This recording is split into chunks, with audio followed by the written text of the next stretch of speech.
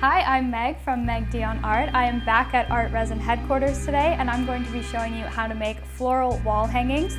They make excellent gift ideas. They're also super easy to make and don't require a lot of supplies. So let's get creating.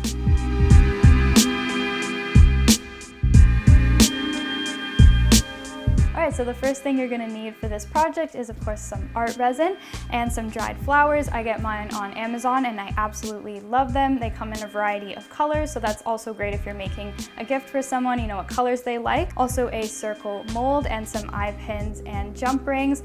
And finally chains to actually turn it into the wall hanging itself. So let's mix some resin. So the first thing I like to do is put my resin and hardener in hot water, because as the resin warms up, you're gonna have less bubbles in your final product. So while that is heating up, I'm gonna take some tape and clean my mold. There can be little pieces of dust or things like that in the mold that we don't want curing in the final product. So I'll just go in like this and use the tape to pick up anything that's gotten in there.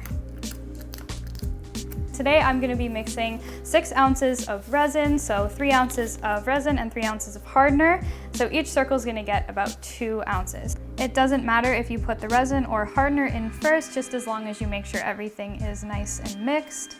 Okay, now that we have a 1-to-1 ratio, equal mixtures of both, we're going to start mixing and start the timer. While you're mixing, you want to make sure to scrape the sides as well as along the bottom. Okay, our resin is all mixed. I'm going to pour it about 1/4 the way. And I pour the resin in first, that way the flowers get completely coated and we don't finish with any air bubbles. A toothpick or a stick like this and just go along the edges, that way it doesn't cure with any bubbles, which will turn out as little holes around the edges and we don't want that. Now we can add our flowers in. I'm just using my tweezers, that way I don't rip the flowers, and I just place them in backwards, that way the bottom of the mold ends up being the front.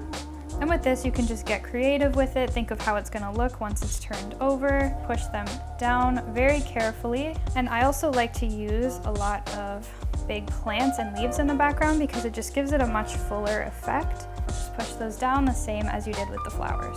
And the last step is to add some more resin. I only fill the molds about halfway, so you don't need too much more, but just to make sure the backs of the flowers and the plants are nice and coated.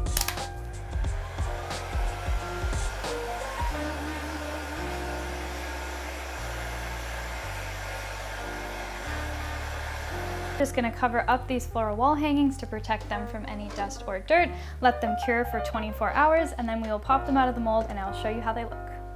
Okay, so I went ahead and made a floral wall hanging yesterday just to show you the entire process.